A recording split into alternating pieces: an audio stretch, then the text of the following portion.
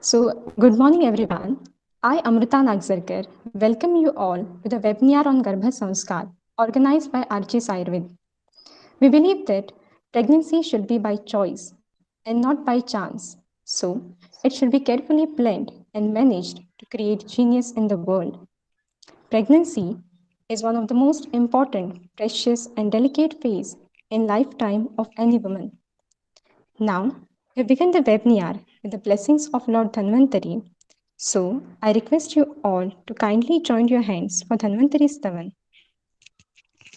नमामि धन्वन्तरिमादिदेवम् सुरासुरैर्वन्दितपादपद्मम् लोके भयमृत्युनाशम् धातारमीशं विविधौषधीनां च व्यामवाता वरिवारिवन्ध्यं पञ्चप्रपञ्चात्मक देहभाजं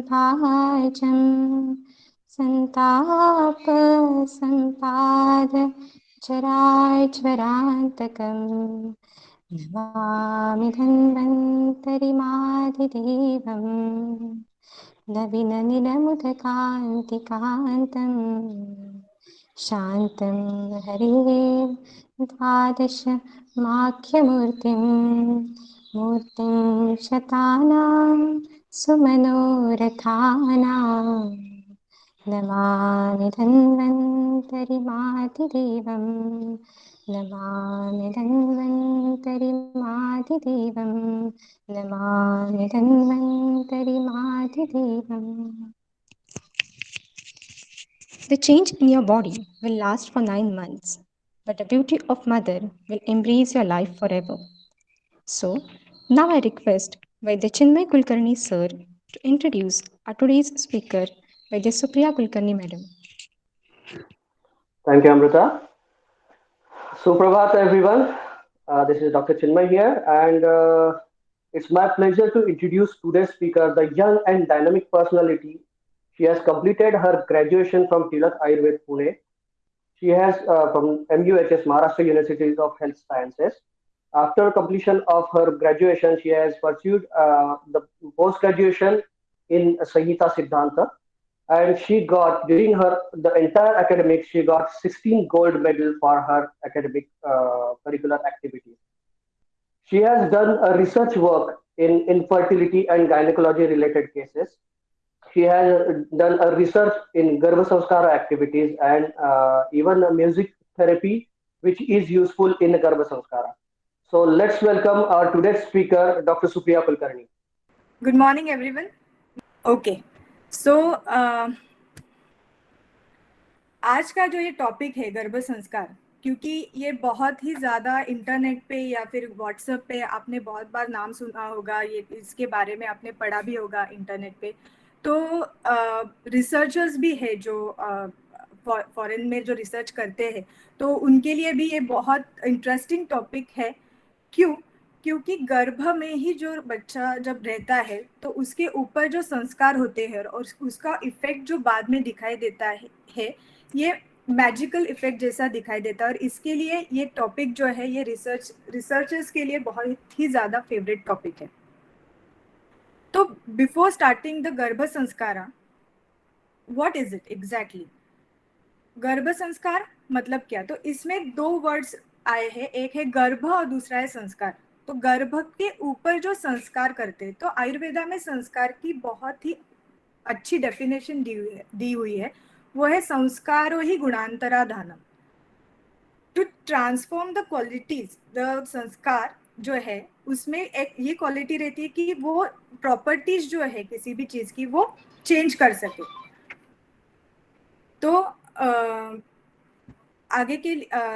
आगे का जो स्लाइड है उसमें संस्कार का जो महत्व है वो हमें पता चलता है कि किस तरीके से संस्कार चेंज करते. तो ये एक एग्जांपल मैंने यहाँ पे दिया हुआ है कि हम सभी को पता है कि कर्ड जो है दही, उससे बटर मिल्क बनाया जाता है.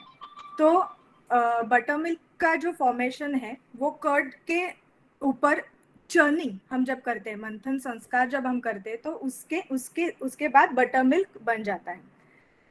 अगर मॉडर्न साइंस के अनुसार देखा जाए तो कर्ड और बटर मिल्क में अगर प्रोटीन के हिसाब से, फैट के हिसाब से अगर देखा जाए तो there is no much difference, पर उसका जो शरीर के ऊपर इफेक्ट है, जब हम कर्ड का इंटेक करते हैं, दही सेवन करते हैं, और जब हम बटर मिल्क का इंटेक करते हैं, तो उसका शरीर के ऊपर जो इफेक्ट होता है वो अलग अलग होता है। वो कैसे, मैं बताती हूँ। आयुर्वेदा में कर्ड के बारे में जो बताया है, दधि, गुरु और अभिसंधि बताया है। गुरु मतलब क्या, जो पचने में टाइम लेता है, या फिर the subject which is heavy to digest. और इसके बिल्कुल अपोजिट गुण का बटर मिल्क का इफेक्ट शरीर पे होता है। Butter milk is light to digest, उसका मतलब है लघु गुण का। जो कर्ड है वो शरीर में क्लेद की उत्पत्ति करता है, it create unnecessary moisture in the body. और जो बटर मिल्क है वो बिल्कुल उसके अपोजिट एक्शन करता है, वो लेखन का काम करता है, which reduces the kapha in your body. So why this drastic difference in the properties? Even the main raw material is the same. Why? Because of this churning, मंथन संस्कार। तो संस्कार का इतना ज्यादा महत्व है। तो अगर इसी प्रकार का संस्कार अगर हम गर्भ में करते, क्योंकि हमें कई बार ऐसे होता है कि कुछ फैमिलीज में कुलज व्याधि रहते, कुलज व्याधि मतलब फैमिली में ही व्याधि रहते, किसी फैमिली में किडनी स्टोन की प्रॉब्लम रहती है, डायबिटीज का प्रॉब्लम रहता है, तो वो जो प्रॉब्लम्स है वो आगे के पीढ़ी में ना जाए, उसके लिए अगर हम गर्भ में ही कुछ ऐसे संस्कार करें कि जिसके वजह से जो जीन्स है उसके ऊपर वो एक्शन होके वो जो कुलज उनके व्याधि है, जो ट्रांसफरेबल व्याधि है, एक पीढ़ी के दूसरे पीढ़ी के बाद जाने वाले, वो कहीं पे तो हम स्टॉप कर सके। और जिसके लिए ये संस्कार which is going to change the properties, ये बहुत ज्यादा इम्पोर्टेंट है। ओके अभी संस्कार, गर्भ संस्कार में हम अगर देखते हैं तो गर्भ संस्कार मतलब हम ऐसा सोचते हैं कि जब गर्भ की उत्पत्ति होती है उसके बाद गर्भ संस्कार शुरू होता है, लेकिन आयुर्वेदा में ऐसी बात बताई है कि गर्भ निर्माण होने से 1 साल पहले से ही ये गर्भ संस्कार की प्रक्रिया शुरू हो जाती है, और गर्भ उत्पत्ति के बाद जब वो बच्चा 2 साल का हो जाता है, up to 2 years when he reach, तब तक के काल का ये पूरा गर्भ संस्कार का सेशन रहता है। तो गर्भ उत्पन्न होने से 1 साल पहले और गर्भ शरीर के बाहर आने के बाद वो 2 साल तक का हो जाने तक का ये सफर, ये पूरा का पूरा गर्भ संस्कार में आता है, जिसमें कुछ और छोटे संस्कार है जहाँ अगर आप स्क्रीन पे देख सकते हैं तो वहां पे मैंने लिखा है गर्भाधान, पुंसवन, अनवलोबन, सीमंतोनयन। तो ये षोडश संस्कार जो हमारे वेदों में दिए हुए हैं, 16, देयर आर टोटल 16 संस्कार टोल्ड इन वेदास। तो वो जो 16 संस्कार है उसमें से ये षोडश संस्कार में से ये सारे कुछ संस्कार हम शुरुआत में करते हैं। तो जो गर्भाधान संस्कार और सीमंतोनयन संस्कार है, ये गर्भ उत्पन्न होने से पहले ही स्त्री के शरीर की शुद्धि के लिए, स्त्री के शरीर की ताकत के लिए, उसके रिप्रोडक्टिव सिस्टम को शुद्ध बनाने के लिए, प्यूरिफाइड बनाने के लिए किए जाते हैं। उसके बाद का पुंसवन, अनवलोबन, ये दूसरे महीने में, पांचवें महीने में उस प्रकार से किया जाता है। और एक मैं यहाँ पे एक चीज बताना चाहती हूँ कि कई बार पुंसवन विधि मतलब क्या है मैं आपको बताती हूँ। ये जो विधि है ये किया जाता है गर्भ तेज उत्पन्न में, गर्भ बहुत ज्यादा तेजस्वी हो, बहुत ज्यादा शार्प उसकी ब्रेन हो, उसके लिए ये पुंसवन विधि किया जाता है। तो कई बार ऐसे मिथ है आयुर्वेदा के बारे में कि पुत्र संतान की प्राप्ति के लिए ये विधि किया जाता है, तो ये ऐसी कुछ भी बात आयुर्वेदा में नहीं बताई गई है। पुंसवन विधि जो है वो पहले महीने में किया जाता है, जो गर्भ की कांति, गर्भ को तेज प्राप्त करने के लिए किया जाता है। उसके बाद जो अनवलोबन संस्कार है वो 5वें महीने में किया जाता है, जो गर्भ मिसकैरेजेस होते हैं कई बार, तो to stop that miscarriages, to give strength to the uterine muscles, उसके लिए ये अनवलोबन संस्कार किए जाते हैं। तो ये कई सारे संस्कार है, आगे के हमारे लेक्चर में इसके बारे में भी और हम डिटेल जानेंगे। तो ये गर्भ संस्कार का में सारी चीजें आती हैं। अभी गर्भ संस्कार का इम्पोर्टेंस क्या है? अगर इम्पोर्टेंस की बात की जाए तो जैसे कि सभी को ये कॉमन चीज तो पता है कि हर एक किसी भी पेरेंट्स को जो उनका जो बच्चा है वो हमेशा बहुत ज्यादा बुद्धिमान, बहुत ज्यादा स्ट्रॉन्ग इस तरीके से चाहिए रहता है। तो ये तो गर्भ संस्कार में प्राप्त तो होता ही है, लेकिन गर्भ के डेवलपमेंट के साथ साथ जो मदर है, जो माता है, उसकी हेल्थ का भी ख्याल हम गर्भ संस्कार में करते हैं। अगर आपने सुना होगा कि जैसे कि हमारे जो फैमिलीज में जो एजेड पीपल रहते हैं, जैसे ग्रैंड माँ रहती है, तो वो बोलते हैं कि ये क्या गर्भ संस्कार, आज का तो नया स्टाइल है, फैड आ चुका है, हमारे ज़माने में तो ऐसा कुछ नहीं था, फिर भी हमारे बच्चे बहुत ज़्यादा संस्कारी है, बहुत ज़्यादा अच्छे पले बड़े हैं, तो ये तो आजकल का फैड है।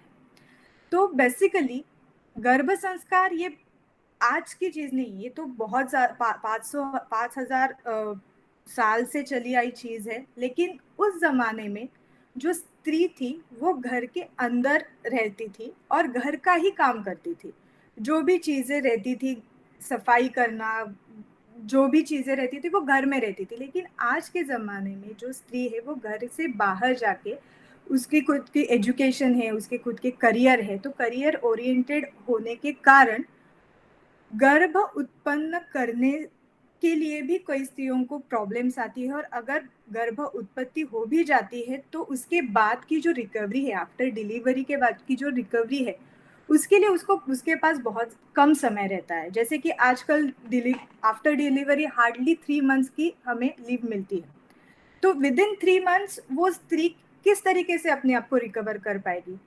तो ये बहुत बड़ा क्वेश्चन मार्क आज के ये युग में, जो आज हम मॉडर्न युग जिसको बोलते हैं, जो बहुत फास्ट है, तो उसमें अगर उस स्पीड को मेंटेन करना है किसी स्त्री को, तो उसके लिए कुछ ऐसे मेडिसिन, कुछ ऐसे आहार, कुछ ऐसे लाइफस्टाइल उसको अपनाना पड़ता है ड्यूरिंग होल द प्रेगनेंसी, जो आगे जाके उसको कुछ कॉम्प्लिकेशंस ना कर पाए।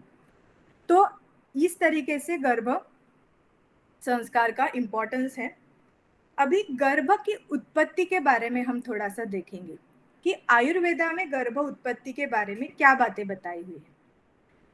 तो सुश्रुत संहिता नाम की एक संहिता है आयुर्वेदा में, उन्होंने बहुत अच्छा दृष्टांत दिया है, एक सिमिली दी है बहुत अच्छे से, कि जिस तरीके से जो किसान रहता है, जब उसको कोई धान उगाना है, तो वो पहले वो जमीन को बहुत अच्छे तरीके से तैयार करता है, उसमें फर्टिलाइजर्स ऐड करता है, वो जमीन अच्छे से वो कसता है, इसको बोलते हैं हम। और सही समय पे वो वहां पे बीज डालता है, बीज बोता है, और जो बीज भी वो सिलेक्ट करता है वो सबसे बढ़िया क्वालिटी के जो भी बीज रहेंगे वो वहां पे बोता है। और फिर उसमें पानी, जो भी फर्टिलाइजर्स है वो डाल के फिर अंत में उसको अच्छे से जो भी जो यील्ड होता है क्रॉप का वो बहुत बढ़िया मिलता है। तो ऋतु क्षेत्रांबु बीजाना, ये जो 4 चीजें हैं, ऋतु मतलब सही समय, बीज मतलब जो बीज बोना, क्षेत्र मतलब जिस एरिया में, जिस जगह पे वो खेती होने वाली, और अंबु जो है वो न्यूट्रिशन। तो अगर जो ये 4 चीजें अगर हम गर्भ उत्पत्ति के यहाँ पे कोरिलेट करेंगे, तो सही समय, जो प्रॉपर टाइम है कॉपुलेशन का वो, उसके बाद ओवम एंड स्पर्म्स की क्वालिटी, उसके बाद फीमेल रिप्रोडक्टिव ऑर्गन जो है, जो मेनली यूटेरस, और जो गर्भ माता जो न्यूट्रिशन लेने वाली है ड्यूरिंग प्रेगनेंसी। तो ये 4 चीजें जितने अच्छी क्वालिटी की रहेंगी उतना अच्छा रहता है कि उसका गर्भ उतनी अच्छी क्वालिटी का बन जाए। तो ये जो शुद्धि है, ये जो शोधन है, ये शोधन क्रिया, जैसे मैंने पहले कहा कि 1 साल पहले से गर्भ संस्कार जो शुरू होता है वो ये है कि 1 साल पहले से हम वो माता और पिता जो विलिंग है टू हैविंग प्रेगनेंसी, उनके लिए कुछ आयुर्वेदा में ऐसे शोधन कर्म बताए, जैसे आपने सुना होगा वमन, विरेचन, बस्ती है, नस्य है, रक्त मोक्षण है। तो हर एक इंसान की अपनी अपनी प्रकृति रहती है, वात पित्त कफ, तो उसके अनुसार उसके लिए उस हर एक व्यक्ति के लिए अलग अलग डाइट रहता है, अलग अलग शोधन चिकित्सा रहती है। तो ये शोधन चिकित्सा करने के बाद जो प्यूरिफाइड फॉर्म में जो ओवम स्त्री में बनेगा और स्पर्म जो मेल में बनेगा, और जब उसका यूनियन शुद्धित प्यूरिफाइड यूटेरस में हो जाएगा, और फिर उसका जो नरिशमेंट होगा, उससे जो गर्भ उत्पन्न होने वाला है वो बहुत ही स्वस्थ, और उसकी जो आजकल जो इम्यूनिटी वर्ड बहुत ज़्यादा यूज़ किया जाता है, तो जो इम्यूनिटी है उसकी वो गर्भ से ही उसकी वो इम्यूनिटी और जो स्ट्रेंथ है वो बनना शुरू हो जाता है। ये तो शारीरिक बात हो गई। शारीरिक स्ट्रेंथ के साथ साथ उसका जो स्वभाव है, उसका जो माइंड का जो स्ट्रेंथ है, उसके बारे में भी हम आगे देखेंगे। तो शोधन जो है उसके बारे में मैं डॉक्टर चिन्मय से पूछना चाहूंगी कि आप कुछ इसमें अगर ऐड करेंगे शोधन चिकित्सा के बारे में, तो प्लीज आपके विचार भी आप शेयर करें। Sure. Thank you, Doctor. Whatever Dr. Supriya has mentioned, the formation, even the Rutukshetrambu Bijanam, that is what particular area or where that garbha is located, strength of that particular uterus or the muscle, or the union of that particular bija, sperm and ovum. So whenever the formation occur or happen in the uterine condition, why Shodhana Chikitsa is important, and what is exactly a Shodhana Chikitsa or a Shuddhi Kriya? In Ayurveda is mainly emphasized on two treatment aspects. One is Shaman Chikitsa and another is a Shodhan Chikitsa. These two treatments are based on the body elements or the three pillars of Ayurveda. That is what the body constitution would be decided as per your doshas. Doshas means you all aware about what is my constitution. It is Vata constitution, Pitta constitution, or Kapha constitution, and it is decided during the time at the time of a birth only, that whatever the constitution is there. So based on this constitutional condition and the three doshas, the nourishment of the sapta dhatu or seven elements, that is the body fluid, blood, flesh, fat, bone marrow, it happens in the body, and the formation. So why Shuddhi Kriya is important? For an example, we prepare tea. You all prepare tea. So if you prepare 1 cup of tea, in that if you use a 10 spoon of tea powder, 5 spoon of sugar for 1 cup of tea, I'm telling you, and 2-3 drops of milk, that tea would be prepared. But is it a pure form tea, or can you consume that such kind of a tea? No. So the proportion or the ingredients are same, but there is a wrong proportion in that particular preparation. Same when in the body formation, there is a pure form formation also and impure formation also. So the muscular formation, the fat formation, bone formation, blood formation, it would be in the pure form also and impure form also. So when we are focused on the formation in the pure form, we need to do the Shuddhi Kriya or Shodhana, or in a common language nowadays, it's a detoxification. What it does, it flush it out the unwanted thing or the toxins which is accumulated, and at the cellular level and tissue level, it creates that cleansing methods, or it flush it out everything whatever toxins accumulated in the body. So these are the some particular Shuddhi Kriyas or Shodhana Chikitsa which is mentioned before the conception of Garbhadhana, or before the conception. That is important part. So the Shuddhi Kriya is applicable for both the male and female. So if they do that thing properly, then the formation of that garbha would be in the pure form. So yes, Dr. Supriya, go ahead from your side. Thank you doctor Chinmay. तो अभी जो doctor ने जो चीज़ें बताई कि बस्ती वमन विरेचन, ये जो शोधन चिकित्सा हम करते हैं, उससे पहले हम स्नेहन स्वेदन करते हैं, और हर एक व्यक्ति के अनुसार उनका पहले हम लाइफस्टाइल पता करते हैं कि उनकी डेली रूटीन क्या है, उसमें कुछ चेंजेस करना ज़रूरी है, कुछ आहार्य द्रव्य हमें ऐड करनी है, कुछ माइनस करनी है। तो ये सारी चीज़ें हम उनको पहले से ही बताते हैं। तो उसके वजह से क्या होता है कि शोधन क्रिया करने के बाद जो भी, जैसे अभी डॉक्टर ने बताया कि जो भी धातु बनने वाले हैं रस से लेके शुक्र तक या फिर रस से लेके आर्तव तक फीमेल में, तो ये जो धातु बनने वाले हैं, जो आजकल हम उनको अगर टिश्यूज भी कहते हैं, जैसे मसल्स है, फैट्स है, ब्लड है, तो ये जो है वो प्योर फॉर्म में बनना जरूरी है। तो वो प्योर फॉर्म में बनने के बाद जो प्योर फॉर्म में ओवम और स्पर्म बनेंगे और उनके यूनियन से जो भी गर्भ बनेगा उसमें कम से कम दोष आपको या फिर 0 दोष आपको मिलेंगे। और जो वो बच्चा जब पैदा होगा तो जैसे मैंने पहले कहा कि वो स्वस्थ रहेगा। तो स्वस्थ की जो डेफिनेशन आयुर्वेदा में की गई है, समदोष समाग्निश्च समधातु मलक्रिया प्रसन्नात्मेन्द्रिय मनः स्वस्थ इत्यभिधीयते। तो कुछ ये थोड़ा जो नॉन आयुर्वेदा बैकग्राउंड से है उनके लिए थोड़ा सा मैं एक्सप्लेन करती हूँ कि ये क्या श्लोक है कि स्वस्थ, जो आज के अभी के पैंडेमिक सिचुएशन में भी जो चाहिए कि हर एक को चाहिए कि मैं स्वस्थ रहूँ, मुझे कुछ नहीं होना चाहिए, मुझे कुछ डिसीज नहीं होनी चाहिए, तो ये हम अचीव कैसे कर सकते हैं। तो आयुर्वेद का जो प्रथम प्रयोजन है, the first aim of Ayurveda is स्वस्थ से स्वास्थ्य रक्षणम, that you have to maintain your swasthya with different type of regimens they are given in the ayurveda, that you have to do abhyanga every day, swedanam every day। तो अगर ये सारी चीजें आप फॉलो करते हैं तो आप कम से कम बीमार पड़ेंगे, और अगर उसके बाद भी अगर आपको व्याधि होते हैं तो व्याधि नाम प्रशमनार्थम, ये जो सेकेंड प्रयोजन है वो भी दिया है।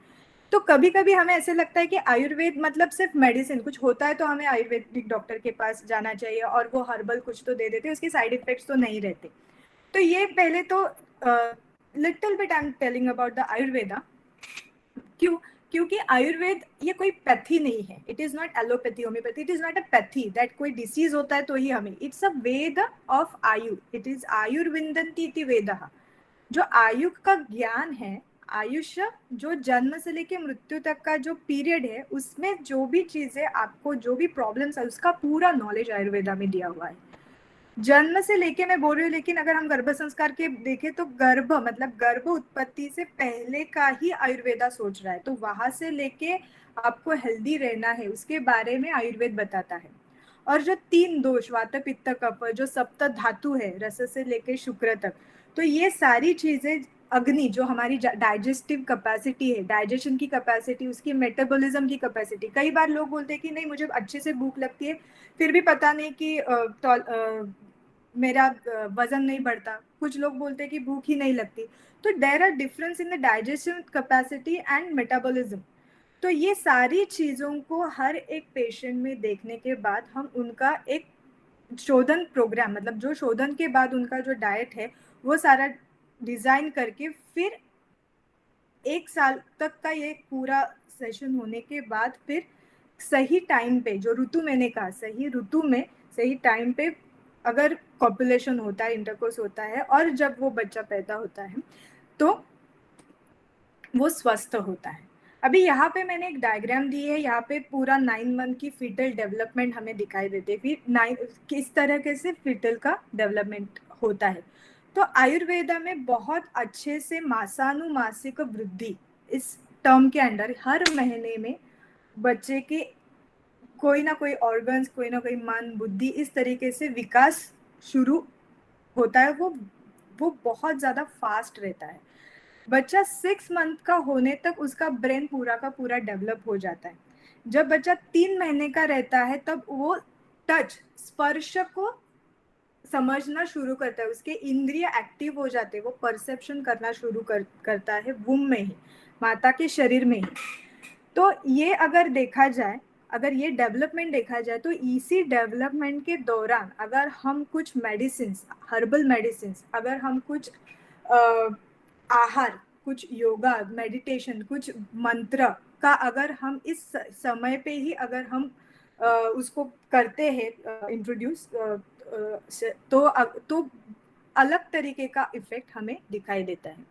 तो आयुर्वेदा में शुरुआत में कहा है कि प्रथमे मासी कललम जायते। कललम मतलब क्या, कि एक मांस का गोला जैसा, जैसे कि मिट्टी का गोला रहता है, उसको कुछ आकार वगैरह नहीं रहता, और जैसे जैसे वो बढ़ता है तो उस तरीके से 2nd 3rd मंथ में, जैसे मैंने बोला कि उसकी पंचेंद्रिय परसेप्शन स्टार्ट हो जाता है। 4th में 4th मंथ में उसका हार्ट मतलब दौरुदावस्था, हार्ट मतलब सिर्फ हार्ट ब्लड सर्कुलेशन का हार्ट नहीं, तो वहां पे उसके मन की उत्पत्ति, उसके स्वभाव की उत्पत्ति होना शुरू हो जाता है।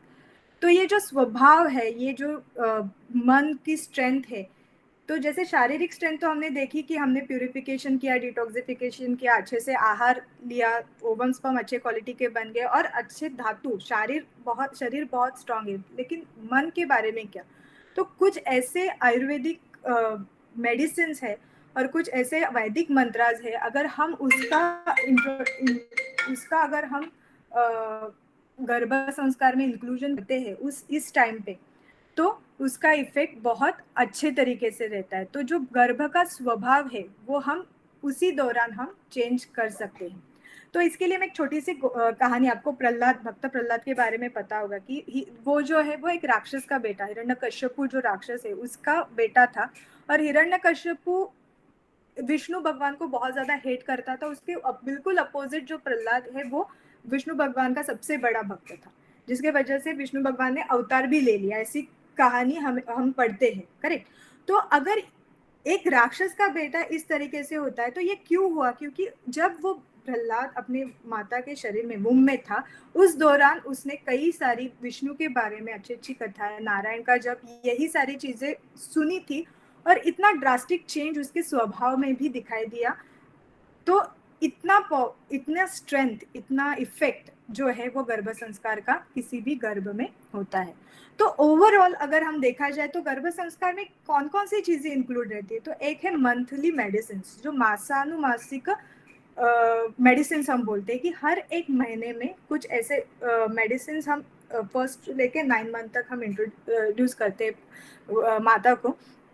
तो हर एक स्टेज में, डेवलपिंग स्टेज में, वो मेडिसिन जब माता लेती है तो जो भी ऑर्गन, जो भी टिश्यूज डेवलप होने वाले हैं वो अच्छी क्वालिटी के होते हैं। जैसे कि फॉर एग्जांपल षष्ठी बुद्धि 6 मंथ में, जैसे अभी अभी मैंने कहा कि 6 मंथ तक उसका पूरा ब्रेन डेवलपमेंट हो जाता है, तो उसका इंटेलिजेंस, उसकी जो बुद्धि है वो वहां पे उत्पन्न होना शुरू हो जाता है। तो उस समय पे अगर हम कुछ ज्यादा बुद्धिवर्धक अगर मेडिसिन, जैसे ब्राह्मी है, उस तरीके से अगर हम वहाँ पे इंट्रोड्यूस देते हैं पेशेंट को इन डिफरेंट फॉर्मुलेशंस, अलग अलग फॉर्मुलेशंस में हमें वो देना पड़ता है, तो उसका इफेक्ट बच्चे के ऊपर बहुत अच्छा होता है। उसके साथ साथ मंथली डाइट, हर एक मंथ में कुछ अलग स्पेसिफिक डाइट हमें माता को देना पड़ता है। क्योंकि अगर सप्तम मास, अष्टम मास में देखा जाए तो माता थोड़ी सी वीक फील करती है। पहले ट्राइमेस्टर में कभी कभी वॉमिटिंग जैसा होता है, उसको बहुत ज़्यादा परेशानी होती है, बहुत ज़्यादा मतलब रुल्लास जिसको बोलते हैं, बहुत ज़्यादा वॉमिटिंग सेंसेशन होता है। तो वो कम करने के लिए वो उस समय पे कुछ खाना भी नहीं चाहती, तो अगर ऐसे ऐसे कुछ खाती है तो वॉमिट हो जाता है। ऐसे भी कभी कभी हमें प्रैक्टिस में दिखाई देता है। तो ऐसे सिचुएशन में कुछ इस आहार्य द्रव्य हम देते हैं कि जो शरीर में भी अब्जॉर्ब अच्छे तरह से हो जाए और जो बच्चे के डेवलपमेंट के लिए भी सही रहे। उसके बाद कुछ आसान से व्यायाम, exercises, simple exercises, simple yoga जो है, मेडिटेशन है, वो हम बताते हैं। मेडिटेशन में सिंपल मेडिटेशन रहते हैं, चैंटिंग ऑफ ओमकार, वैदिक मंत्रास। तो ये ओवरऑल सारी चीजें हम गर्भ संस्कार में करते हैं। तो जैसे अभी मैंने मंथली मेडिसिन के बारे में बताया कि हर एक मंथ में कुछ ना कुछ तो मेडिसिन देना। तो जैसे अगर नॉर्मल डिलीवरी हमें एक्सपेक्टेड है तो नॉर्मल डिलीवरी के लिए 9th मंथ में आयुर्वेदा में सुश्रुताचार्य ने कुछ बस्ती बताई गई है कि हर एक वीक में 2 बार या 3 बार कुछ तेल की, मेडिकेटेड ऑयल की बस्ती जो है, बस्ती मतलब एक through anal route some medicine are inducted in the body, तो ये बस्ती जो है वो 9th मंथ में देनी चाहिए। तो इस तरीके का हर मंथ में एक मेडिसिन या फिर कुछ थेरेपी हम अभ्यंग ऐसे हम देते हैं, जिसके वजह से माता का भी स्वास्थ्य बना रहे और बच्चे का भी डेवलपमेंट के लिए हेल्प हो जाए। कई कबार पेशेंट कंप्लेंट करती है कि उनको स्ट्रेच मार्क्स, मतलब आफ्टर डिलीवरी स्ट्रेच मार्क, या फिर उस समय पे बहुत ज़्यादा एब्डोमिनल रीजन में, पेट पे ईचिंग बहुत ज़्यादा होता है, बहुत ज़्यादा खुजली होती है, तो उसके वजह से वो परेशान रहते। तो वो ना हो, अगर और हो भी गए तो उसके लिए भी कुछ हर्बल एप्लीकेशंस हम देते हैं, तो जिसका इफेक्ट जो है, क्योंकि अगर बार बार इचिंग होती है तो फिर मानसिक संतुलन जो रहता है मदर का वो डिस्टर्ब हो जाता है, और वो डिस्टर्ब हो जाता है, it is not at all good for foetus. तो ये सारी चीजें हमें ध्यान में रखते हुए कुछ ऐसे मेडिसिन का ट्रीटमेंट प्लान हमें उस तरीके से बनाना पड़ता है। अगर डाइट की बात की जाए तो मैंने जैसे कहा कि हर मंथ में एक डाइट, कुछ स्पेसिफिक डाइट, जैसे कि पहले 3 महीने में माता के आहार में दुग्ध, घी और बटर, जो लोणी नवनीत, जो ताजा बना हुआ नवनीत रहता है, उसका इंक्लूजन उसके आहार में होना बहुत ज्यादा जरूरी रहता है। और अगर पूरे 9 महीने में वो ये कर सकते हैं तो बहुत अच्छा है। और जो घर में बनाया हुआ, जो फ्रेशली प्रिपेयर्ड, और हर एक देश का अलग अलग आहार रहता है, जैसे कि महाराष्ट्र का आहार अलग है, गोवा का अलग है, पंजाब देश का अलग रहेगा। तो जिस देश में वो माता है, जिस राज्य में या फिर जिस देश में वो माता है जो फीमेल है, और वो जो उसको सूट करने वाला आहार है वही उसको लेना है। ऐसे नहीं है कि एक स्पेसिफिक किसी ने ये डाइट बता दिया, इतने चपाती खानी है, 2-2 घंटे के बाद खाना है, 3-3 घंटे के बाद खाना है। कोई भी व्यक्ति दूसरे का डाइट नहीं डिसाइड कर सकता। मैं हमेशा मेरे सेशंस में बोलती हूँ कि डाइटिशियन हम खुद ही डाइटिशियन है, क्योंकि हमें पता है कि हमारा भूख, हमारी डाइजेस्टिव सिस्टम, मतलब हमें हमारी भूख कब लगती है और हमें क्या खाना सूट होता है। तो ये सिर्फ एनालिसिस करना ये थोड़ा जरूरी है। ये एक बार आप आपका एनालिसिस करना सीख गए तो आपके जैसा गुड डाइटिशियन आपके लिए कोई दूसरा नहीं होता। तो ये बहुत बड़ी इम्पोर्टेंट बात है कि हाँ, तो जो चीज़ें हमेशा डाइट में होनी चाहिए वो है, जैसे मैंने अभी यहाँ पे पिक्चर में भी आप देख सकते हैं कि दूध, नवनीत और घी, ये तो हमेशा रहना ही चाहिए। और जिस देश में वो स्त्री रहती है, उस देश का जो उसको बचपन से वो खाना जिसको सूट है वो खाना उसको खाना चाहिए, फ्रेशली प्रिपेयर्ड।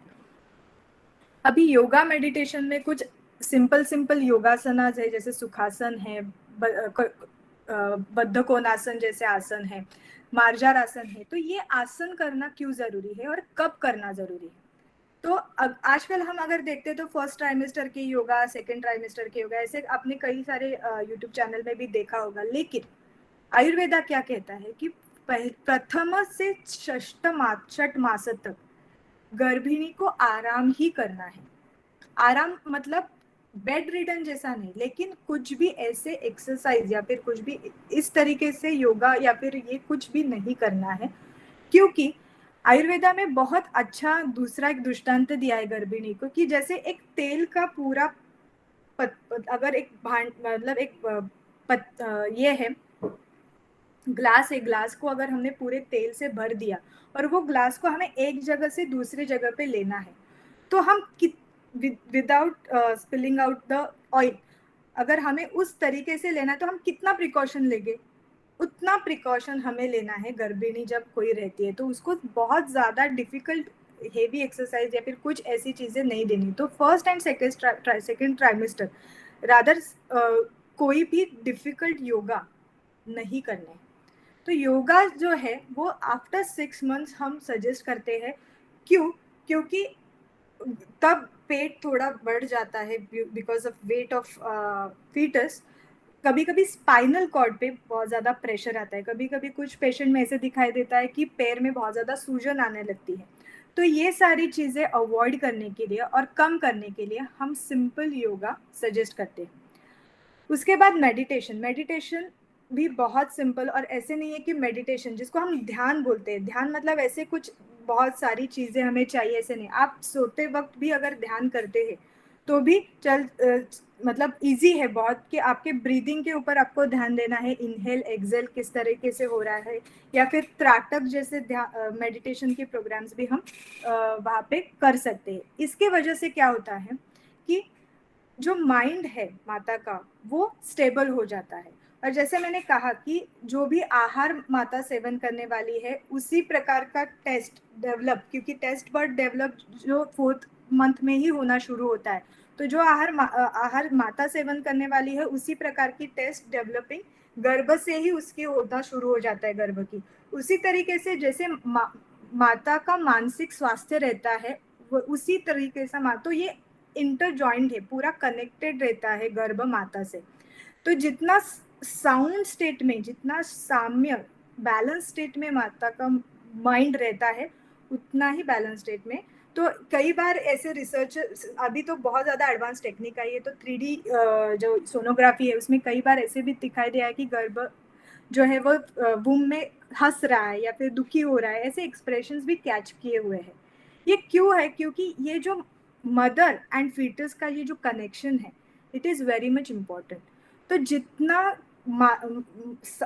बैलेंस स्टेट में वो माता रहती है, मदर रहती है, उतना बैलेंस स्टेट में उतना स्ट्रेंथ माइंड का वो बच्चे का होता शुरू हो जाता है।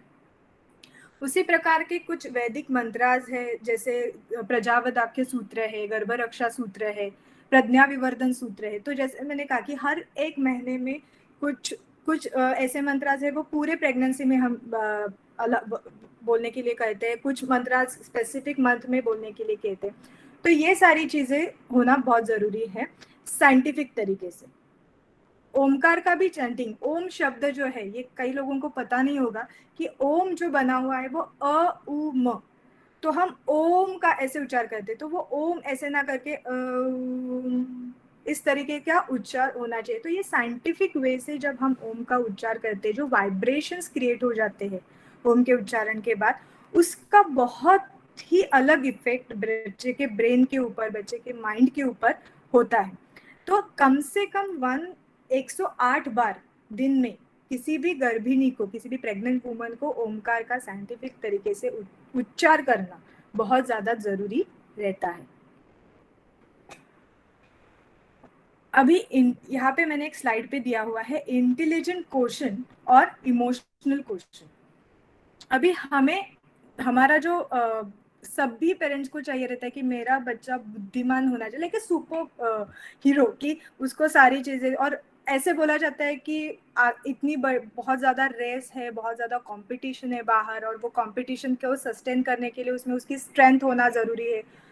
तो मेरे हिसाब से more than intelligent quotient, emotional quotient is very much important. क्यों? क्योंकि हमने ये पैंडेमिक सिचुएशन में भी देखा है, या फिर हम अपने न्यूज़ भी सुनी होगी कि IAS ऑफिसर या फिर बहुत इंटेलिजेंट ऑफिसर्स हैं जिनके जॉब चले गए एंड दे कमिटेड सुसाइड। सो अगर इस तरीके से सिर्फ बुद्धिमान होना जरूरी नहीं है, तो मन का सत्व, माइंड स्ट्रांग होना बहुत जरूरी है, और वो है इमोशनल क्वोशंट।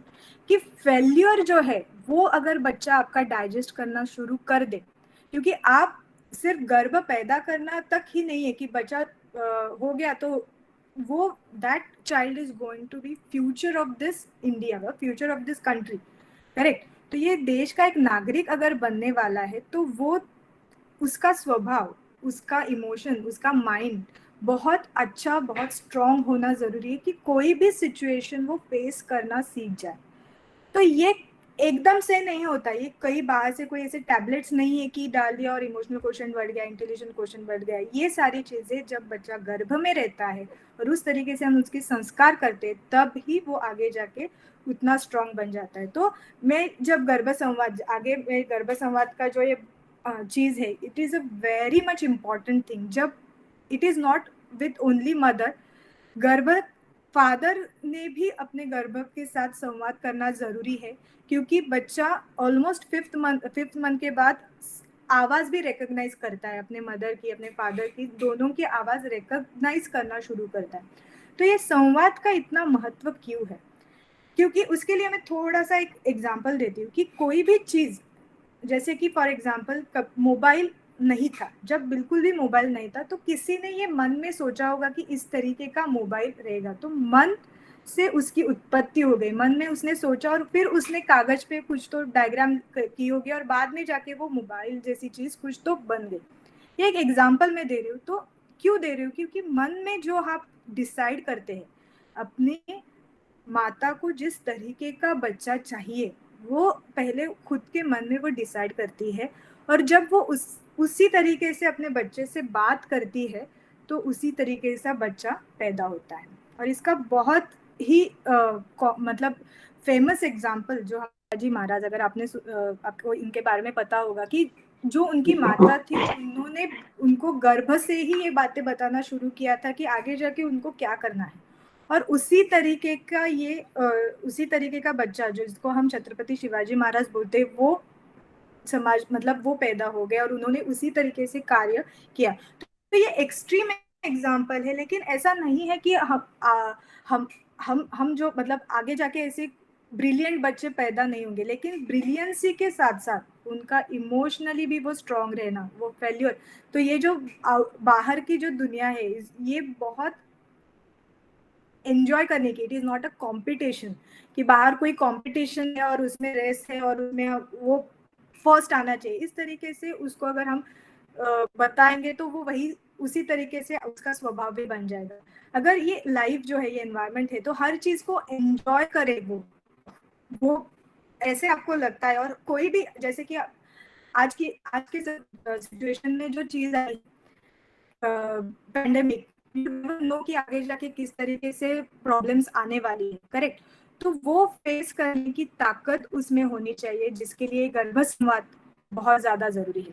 तो ओवरऑल अगर हमने देखा कि स्टार्टिंग फ्रॉम मतलब बच्चा पैदा होने से पहले से लेके उसका डिलीवरी होने तक, और उसके बाद 2 साल तक जब वो ब्रेस्ट फीडिंग पे है, और उसकी जो डेवलपमेंट है, जो उसकी डेवलपमेंट है, वो भी हमें हम जो माता रहती है, जो मदर रहती है, उसको हम बताते हैं कि उसकी मंथ टू मंथ डेवलपमेंट जो है वो ठीक तरीके से हो रही है या नहीं हो रही है।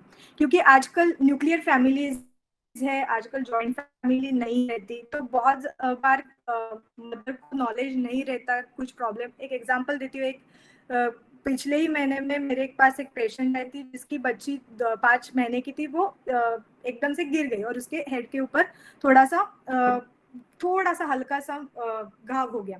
तो वो एकदम से पैनिक हो गई। तो कई डॉक्टर्स ने कई उसे बताया कि सीटी स्कैन कर लो, ये कर लो, वो कर लो। तो उनका मुझे फोन आया, तो तब मुझे ऐसा समझ में आ गया कि when there is not enough knowledge, तो एकदम से ये भय उत्पन्न हो जाता है कि अब क्या करें। तो सिंपल से मैंने उनको एक ऑयल दिया, ये ऑयल अप्लाई करो, 5 दिन में ओके हो जाएगा, कुछ प्रॉब्लम नहीं होगा। तो ये टीचिंग, ये जो नॉलेज है, ये देना भी जरूरी रहता है किसी भी मदर को। तो वो भी पोस्ट कंसेप्शन जो नॉलेज है वो देना भी बहुत ज्यादा जरूरी है। तो ये सारी ओवरऑल चीजें हम गर्भ संस्कार में करते हैं।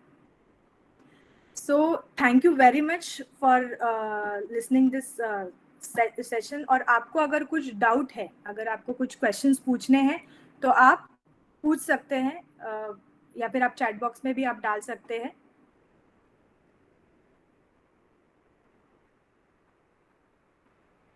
Anyone has any doubt or query related to Garbha Sanskara, please go ahead, feel free to interact so that we can resolve that queries. And we are happy to share more and more knowledge related to Garbha Sanskara to all of you. So it's an interactive session now, hence what we are starting. So anyone have any doubt, please go ahead.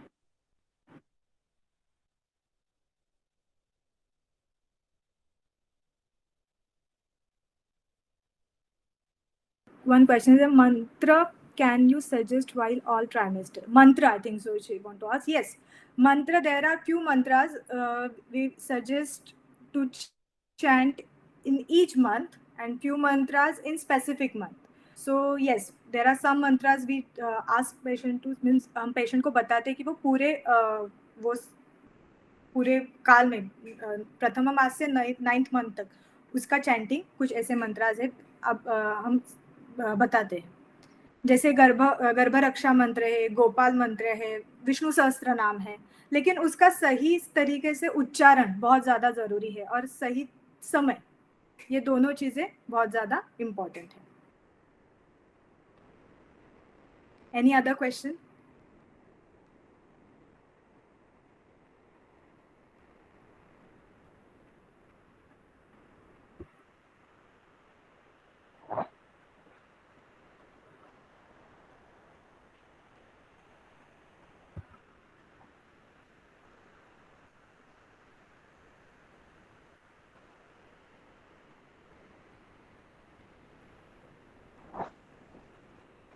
I think Yes, it is interactive all session. are, So कोई भी question है yeah, आपको yeah. तो आप पूछ सकते हैं. It is not at all कि कैसे कोई भी डाउट है या फिर जो भी अभी हमने जो टॉपिक डिस्कस किए सारे, इसमें भी अगर कुछ आपको डाउट लग रहा है तो you can ask.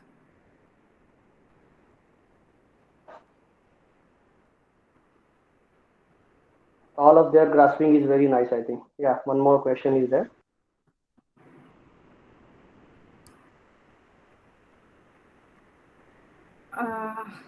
One second. Can you guide about? Yes, अभी तो जो ये मैंने बताया है ये बहुत शॉर्ट, बहुत ब्रीफली बताया है कि गर्भ संस्कार में हम क्या क्या एग्जैक्टली करते हैं. मतलब अब आगे के जो सेशंस होंगे हमारे जो जहाँ पे हम डिटेल में बता सकेंगे कि गर्भ संस्कार मतलब हर मंथ में कौन सी मेडिसिन, कौन सा आहार, ये जो सारे डिटेलिंग है, योगा कौन कौन से योगा, कुछ योगा सेशंस भी हम ले सकते हैं आगे जाके. तो yes sure I can guide in like few जो वेबिनार्स आने वाले हैं उसमें आई डेफिनेटली गाइड इट हर एक, क्योंकि एक एक टॉपिक एक एक आवर का या फिर 2 घंटे का भी हो सकता है. तो ये फर्स्ट वेबिनार था गर्भ संस्कार के ऊपर जहाँ पे ब्रीफली बताया कि एक्चुअली गर्भ संस्कार क्या किया जाता है. क्योंकि हमेशा यही हमें रहता है कि एग्जाम्पल की जो मैंने मंत्र पढ़े थे वो जब वो सोता नहीं है वो मैं मंत्र बोलती हूँ वो बच्चा सो जाता है. तो इतना सुपरफिशियल नहीं है गर्भ संस्कार. गर्भ संस्कार बहुत रूट से जो उसकी उत्पत्ति है, जैसे मैंने बोला ओवम स्पर्म, वहां से लेके उसकी संस्कार का शुरुआत हो जाती है. तो एक आइडिया आने के लिए गर्भ संस्कार के लिए ये ब्रीफली मैंने बताया, लेकिन sure I will take more sessions for next sessions for this type of details of गर्भ संस्कार.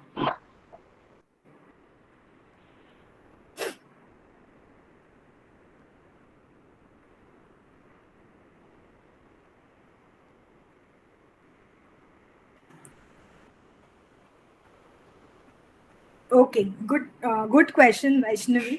कि आपने जो बोला कि ओवम जो है वो फीमेल, तो ये मैं थोड़ा सा इसमें ब्रीफ थोड़ा सा बताना चाहूँगी कि ओवरीज जो है, ओवरीज में क्या रहता है, ओवम के फॉलिकल्स रहते, वो पूरा का पूरा ओवम डेवलप्ड नहीं हुआ रहता. तो जो ये फॉलिकल्स है ये हर एक मंथ में जो भी हार्मोन सीक्रेट होते हैं उसके साथ साथ आइदर बोथ ओवरीज में या फिर एक ओवरी में वो फॉलिकल बढ़ना शुरू हो जाता है. तो एग काउंट जो रहता है वो ओवरीज में सिमिलर पहले से ही होता है, लेकिन उसकी जो डेवलपमेंट है वो हर मंथ में एक एक की होना शुरू हो जाता है. और उसके बाद हर मंथ में जो भी फॉलिकल्स डेवलप होते हैं उसमें सबसे बड़ा ग्राफियन फॉलिकल जब ओव्यूलेशन का टाइम आता है उसमें से वो ओवम बाहर निकलता है. तो हर मंथ में ओवम पहले से ही बना हुआ नहीं रहता है, उसके बीज उसका क्या बोलते हैं फॉलिकल्स है, लेकिन उसका जो फॉर्मेशन है वो हर मंथ में अलग अलग, मतलब हर मंथ में डिफरेंट होता है. तो आयुर्वेदा में आर्तव ऐसे इसको बोला है. तो आर्तव की उत्पत्ति जो है वो मंथ टू मंथ बताई हुई है. तो जो भी आहार, जो भी फूड आप सेवन करने वाले हैं, जो भी आहार आप सेवन करने वाले हैं उसका कन्वर्जन आपके डाइजेस्ट में होता है. वो डाइजेस्टिव जूस आपके बाकी के टिश्यूज जिसमें ओवम भी आता है वो फॉर्म करने के लिए यूजफुल हो रहता है. तो जितना डाइजेस्टिव जूस की क्वालिटी अच्छी है और वो क्वालिटी शोधन जितना शुद्धित शरीर रहता है उसके अनुसार, तो उस तरीके से हर मतलब जो ओवम की शुद्धि, जो आपका क्वेश्चन है कि वो किस तरीके से होता है, तो इस तरीके से वो शुद्ध बीज मतलब जो शुद्ध ओवम है वो तैयार होता है. इज इट क्लियर और शुड आई एक्सप्लेन मोर?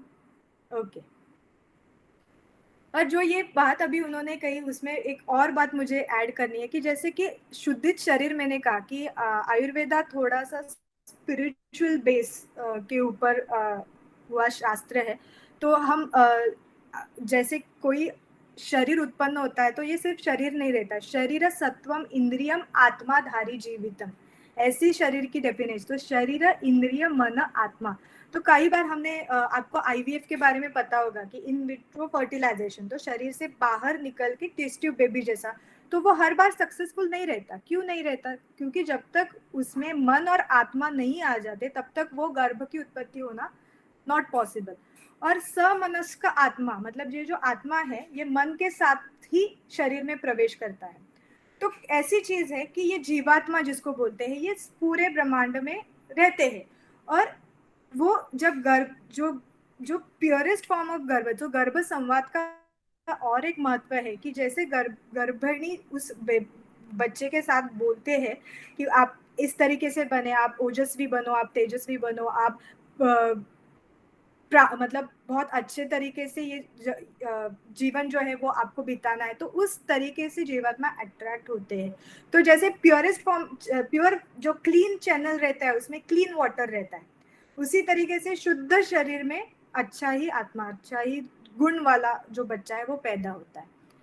तो ये भी बात मुझे ऐड मतलब अभी ये क्वेश्चन के बाद ऐड करना मैंने चाहा। Okay, any more questions?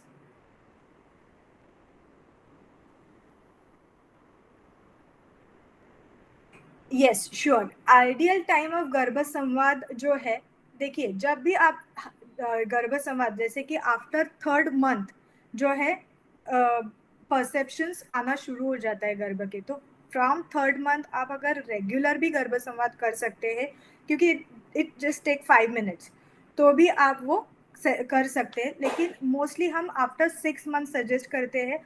और जब भी वो माता साउंड मतलब बहुत ज़्यादा गड़बड़ नहीं है, शांत है, उस समय पे आपको गर्भ संवाद करना है।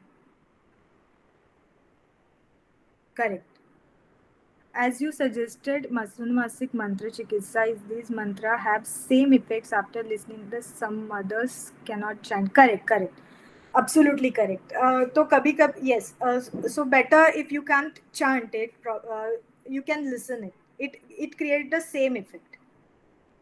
क्योंकि आप वो मन में भी पढ़ती है, जब आप सुनती है तो it will create a same effect on your गर्भ। लेकिन वो शास्त्र शुद्ध उच्चार होना बहुत ज्यादा जरूरी है। यू कैन चैंट इट और you can listen it.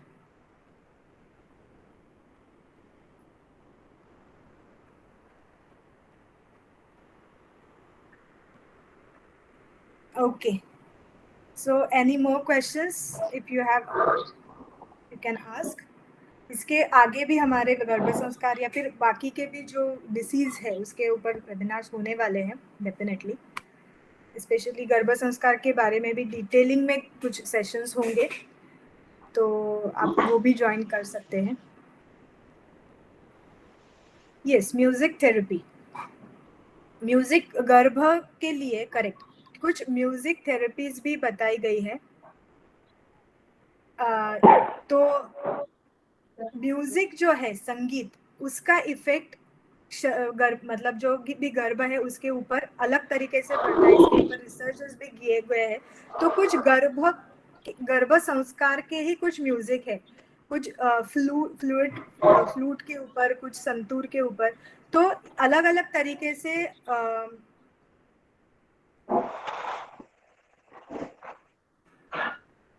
Yes, Dr. Supriya, can I add something in the music therapy? Yes, Dr. Chinmay, please go ahead. Yeah. So music has that capacity or potency where it can take you in any shade or any mood. Like if there is a drum, there is something that excites you more and that take you in an excitement mode or the aggravated mode. But if we play some peaceful music like a flute or any other instrument, yes, then that music can take you in a peaceful mind and it stabilize you. That's why the lullaby is what we play at the night to sleep our baby.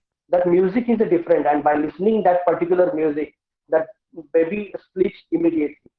So yes, music has that capacity to change your mind and mood based on what kind of music you are playing. So considering the classical music, Indian classical music, there are different types of ragas, and the prahara has mentioned, that is a pratham prahar, dvitiya prahar, tritiya prahar, or in the night which raga can be played. Again, based on Ayurveda and the Sangeet Shastra or a Rashi, all three are interlinked with each other. That Rashi, with what kind of a Rashi you are holding, that is then the Sangeet Shastra and the Ayurveda. So considering your constitutional thing in the daytime, there in Ayurveda it is mainly elaborated that the dosha is aggravated in particular time. In the daytime, when the sun is there, the pitta is aggravated. In the evening time, mainly vata or kapha is mainly, or in the early morning time, the kapha sanchiti is there mainly. So, considering the dosha avastha in our sharir and considering the prahara of raga, there is an action or the correlation between that particular raga, particular time of that raga, and uh, this thing, your particular dosha in this thing. In music therapy or in Sangeet Shastra, there are different kind of ragas like Rag Durga, Rag Dimpalas, Rag Jaunpuri, and the nature of that particular raga is in a different way. Some ragas are gambhir in son, some raga in art by nature. Some ragas are may create the excitement. Some ragas may give you that feeling of a rainy season or rainy thing. So based on that, you can convert and you can change the mindset of that particular person by playing such kind of music. And based on the quality of that particular raga, you can change that mindset of constitution also slowly. So music therapy is actually a very vast topic, and we are actually working on that particular music therapy. We are doing lots of research also. The Garbhadhan, Garbha Sanskar, music as a therapy, Ayurveda, the dosha, the stages and types of constitution and their rashi. So everything we are trying to merge and clubbing all these things to get a good output in the society. Yes, Dr. Supriya. Yes, thank you, Dr. Chinmay. और विशाखा जी ने वो एक question पूछा था, शायद वो delete हो गया मैसेज, कि मोबाइल फोन पे वो म्यूजिक लगा के जब हम हेडफोन में रखते हैं तो it is not at all advisable, क्योंकि डेफिनेटली मोबाइल के साइड इफ़ेक्ट्स होते ही है. तो उस समय पे you have to keep your mobile in flight mode, और फिर आपको वो अगर मोबाइल पे ही सुनना है तो, because obviously that radiations are going to harm the foetus.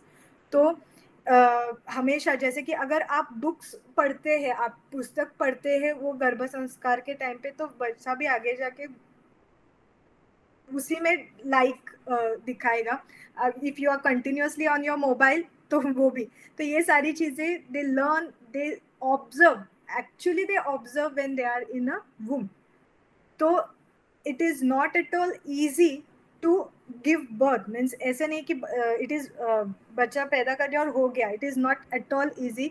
It is a noble work and it is great responsibility of both of them, not only mother. तो ये सारी चीज़ें रहती हैं गर्भ संस्कार में. Okay, so any other question, और we can now stop means now we will end this webinar, I think so. If any more question, you can ask.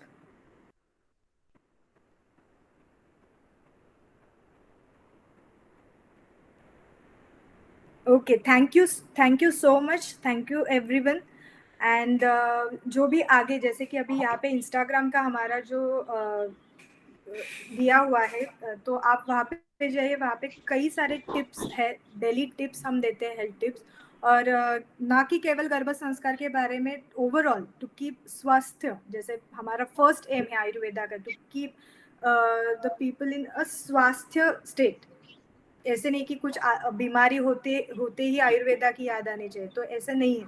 तो उसके लिए आप यहाँ पे ज़रूर आ सकते हैं इंस्टाग्राम पेज के हमारे, और आगे के भी वेबिनार्स की इंफॉर्मेशन आपको मिलती जाएंगी. तो I hope we will meet again. Before we end up this session, Dr. Supriya, yes, I request all of you, we have mentioned the feedback form in the chat box. So just go through that feedback form, mention that whatever your feedback related to this session, and if you have any addition for the session or anything to be invent, or any particular topic you want me to share with you related to Ayurveda, related to life science, yes, feel free, and we welcome your suggestions all the time. So the feedback form link is mentioned on this thing. So the vote for thanks that I thank all of you for attending this session, and you spend your time for this particular session. I'm thankful to Dr. Supriya for fantastic session she has conducted. And yes, as Dr. Supriya mentioned, just follow us for the daily tips and the more knowledge about herbs and Ayurveda. On our Instagram page, Facebook page, we are sharing all the diet tips and all these things every day. We have our YouTube channel also, so you can go through the channel also. And for all of you, we are going to conduct lots of different kind of sessions, free sessions through such a webinar. So if any suggestion, please go ahead and tell us so that we can conduct such seminars and webinars also online. So thank you very much, all of you. Thank you. Okay, thank you. Have a great day Thank ahead. you.